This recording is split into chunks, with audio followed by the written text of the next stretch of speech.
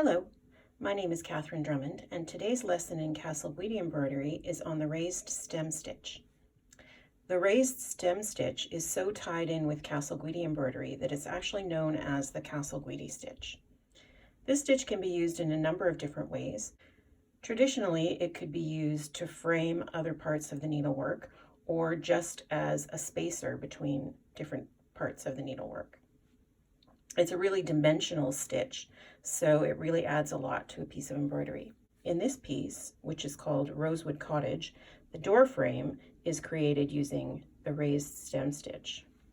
This piece is called Rebirth, and the end of a hollow log is represented here with the raised stem stitch. Contemporary Casalguidi embroidery is usually done with number 8 pearl cotton or a similar size of thread. I am going to use 3 colors of number 8 pearl cotton in order to show the 3 separate steps of the raised stem stitch. Traditionally, this work would all be done with white thread on white fabric. However, contemporary work is often done using color. I'm going to use color to show you the steps of the raised stem stitch. The color will help you to see the steps more clearly.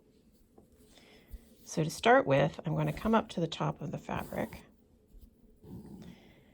and I have a bundle of pearl cotton here, and I'm going to fold this bundle in half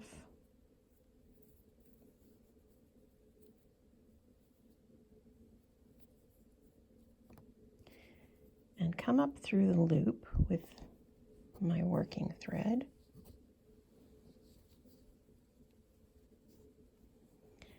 And couch this down to the fabric. Once that end is secured, I can now couch this whole bundle down in any shape that I like. It can be a straight line, it can be a curve, it can be a round and a circle, whatever shape you like.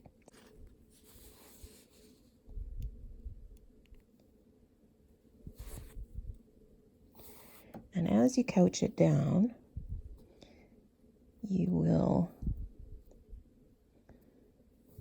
kind of wrangle it into shape a little more than it naturally wants to be.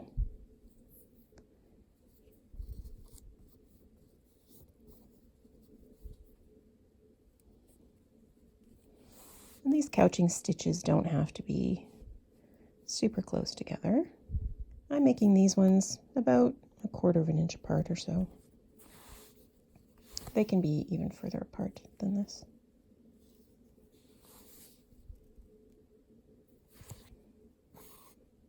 You want the stitches to be close around the bundle of threads.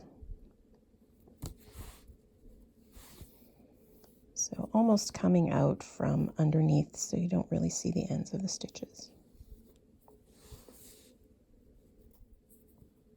And when you get to the end of the shape that you want, you'll take an extra stitch just to secure that.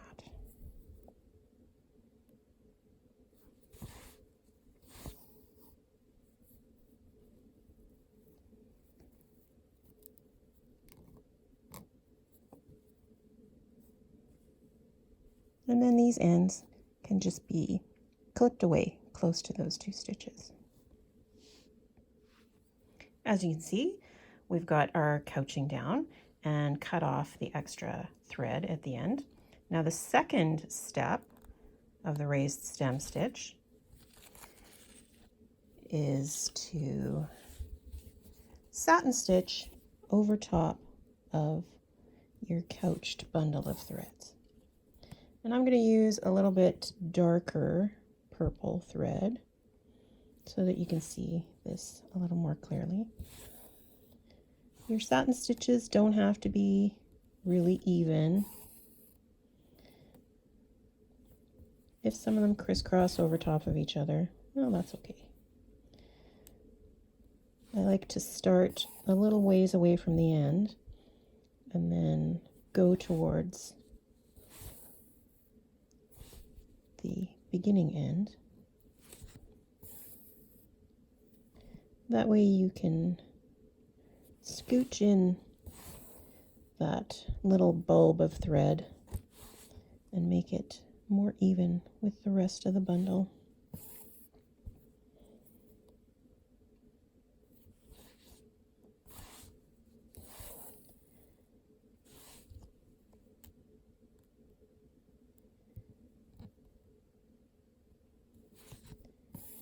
And you just keep satin stitching over top until you're finished. And I'm going to repeat this again because I want everybody to realize that this satin stitching doesn't have to be perfect. These first two steps are all going to be covered up by the last step. So if this isn't perfect, it's not really going to show. So don't stress about this part too much. As you can see, we have our first step here, our little bundle of threads couched down, and you can make this any size that you like. If you want a bigger, fatter bundle of threads for a bigger, fatter Casalguidi stitch, you can do that. You just add more threads to your bundle. If you want a flatter, wider Casalguidi stitch, then you can have multiple bundles couched side by side instead of one bundle, and you'll do the rest of the steps over top of those multiple bundles. And here we have the second step where we have done our satin stitch over top of our bundle of threads.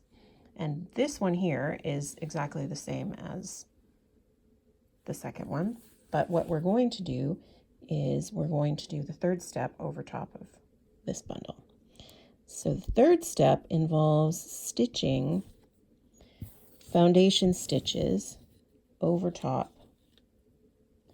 of your bundle, and these should come outside of the bundle a little bit, 1 or 2 fabric threads,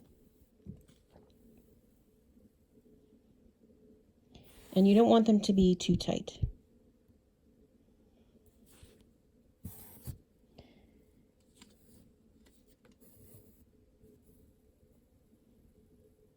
So just barely tight enough to stay in place is what you want.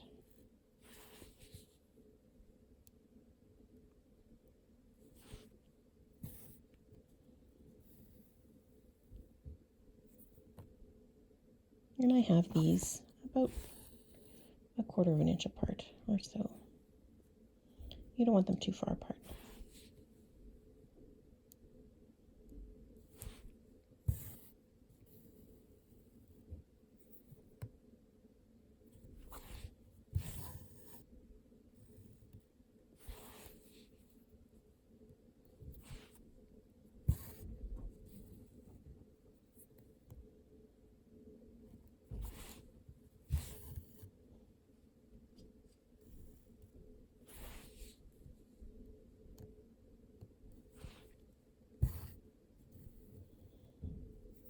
Okay, and that's the last one.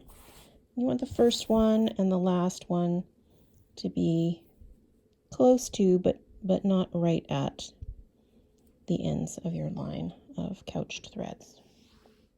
Now I've turned my work so that I'm working horizontally instead of vertically now, because that's a little bit easier for this next step. So you come up at the end, one end of your work, and if you're right-handed, it's easier to come up on the left-hand side, and if you're left-handed, it's easier if you come up on the right-hand side. And we'll be working a line of stem stitches using these foundation stitches as support for them. These stem stitches will not pierce the fabric at all, except at the beginning and at the end of the line. And so we're working from left to right with our stem stitches, but the actual motion of each stitch is from right to left. And if you're left-handed, you will do that in the opposite direction. So for the first stitch, we'll go just under this foundation stitch, and I like to move my needle like this a little bit to make sure that I haven't pierced the stitch or the satin stitches underneath.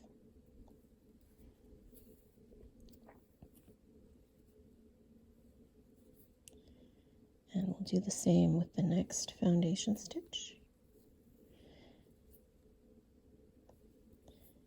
All the way along the line, making sure that you haven't pierced anything. You're just sliding your needle underneath each foundation stitch.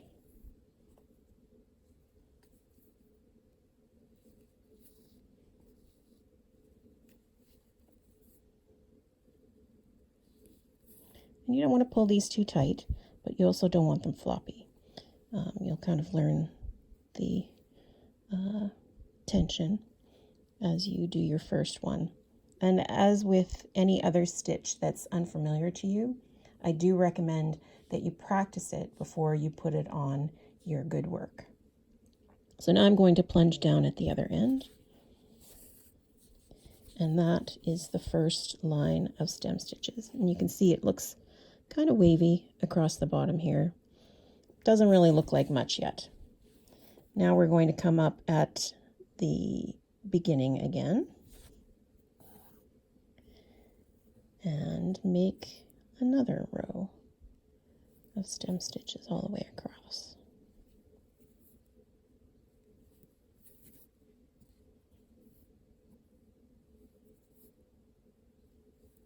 And I often have students who say to me, "Oh, this doesn't look very good," when they have 2 or 3 or even 4 or 5 or 6 rows of stem stitch over these foundation stitches. And I like to tell them to give it a little more time because they do look kind of messy at the beginning. But as you get more rows packed in, the look improves. Now, I'm just running my thread across the back as I do this, but I don't recommend that on a good piece. I recommend finishing off your thread for each row in the back of the Casalguidi stitch and starting again at the other end. But because this is just a practice, it doesn't matter if I've got long stitches across the back of my work. But on a good piece, you don't want that because that will cause problems for you. So you can see that it's looking a little bit sloppy there, but that's okay. Things will improve. As you can see, I have a few more rows in and it's starting to look pretty nice now. But you just continue stitching rows of stem stitch and make sure that your thread is always looped underneath your work. If you switch back and forth from having your thread looped underneath to over top, then the direction of your stitches is going to change and they're not going to stack neatly on top of each other like this.